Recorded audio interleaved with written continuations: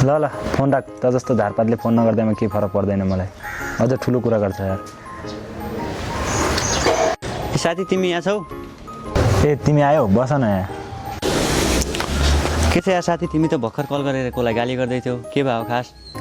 एउटा केटी बोल्थी यार पहिला अहिले नबोल भन्छ त्यही भएर मैले पनि नबोल भन्दै अनि साथी तिमीले त अस्ति भर्खरै बिहे गरे हो यार बिहे त गरे हो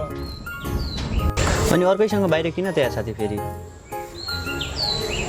होइन अर्को पनि दुईवटा त पालिहाल्छु नि यार म हाम्रो सोचलाई त मान्नै पर्छ यार साथी यार किन यार त्यस्तो त अर्काको दिदीबहिनी अर्काको छोरीहरूको जिन्दगीलाई मजाकमा लगिदिन्छौ है साथी हामी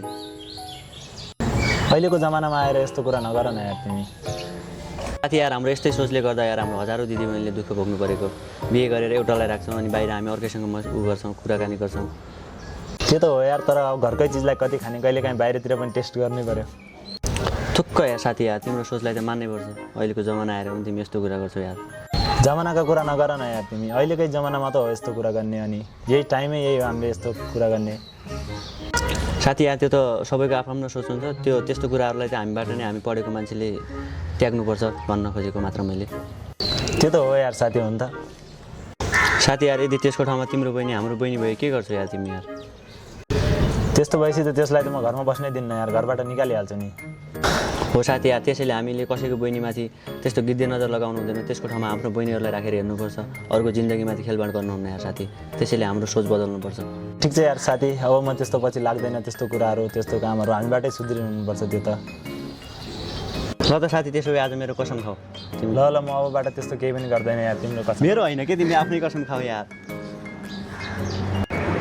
आइन्दादेखि यस्तो मसँग भयो भने यस्तो कुराको दोहोरियो भने म तिम्रो र मेरो सम्बन्ध पनि हुँदैन मेरो साथीलाई मात्रै होइन कुरा सम्पूर्ण भिडियो हेर्ने सम्पूर्णलाई हो